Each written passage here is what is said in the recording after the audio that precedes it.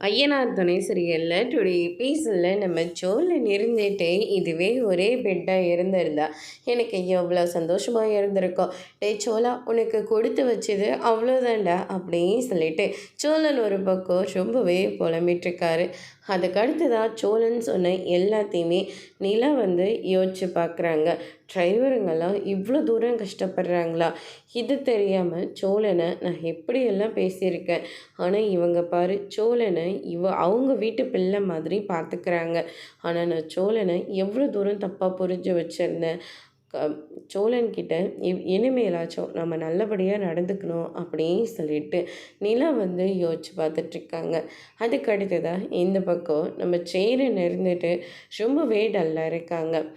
நடேசன் இருந்துட்டு என்னடா ஆச்சு, ஏன் முகம்லாம் இவ்வளோ வாட்டமாக இருக்குது, வேலையில் ஏதாவது பிரச்சனையா அப்படின்னு சொல்லிட்டு கேட்கவும், வேலையிலலாம் எந்த பிரச்சனையும் இல்லைப்பா, ஆனால் சந்தாவோட வீட்டில் தான்ப்பா பிரச்சனையாக இருக்குது அப்படின்ற மாதிரி சொல்லிடுறாங்க. என்ன சொல்கிற அப்படின்னு சொல்லிட்டு கேட்ட உடனே அதுக்கு அடுத்ததாக சேரன் நடந்த எல்லா விஷயத்தையும் சொல்லிகிட்ருக்காங்க. ஊரில் இருந்து சந்தாவை ஃபோன் பண்ணி கூப்பிட்டுட்ருக்காங்களாம். சந்தா போக மாட்டேன்னு சொல்லி அழுந்துக்கிட்டு இருக்கு. அவளாம் வரலை, இல்லை நாங்களாம் கூட்டிகிட்டு போட்டோமான்னு சொல்லி பெரிய பிரச்சனை பண்ணுறாங்களாம் அப்படின்ற மாதிரி சொல்லிடுறாங்க.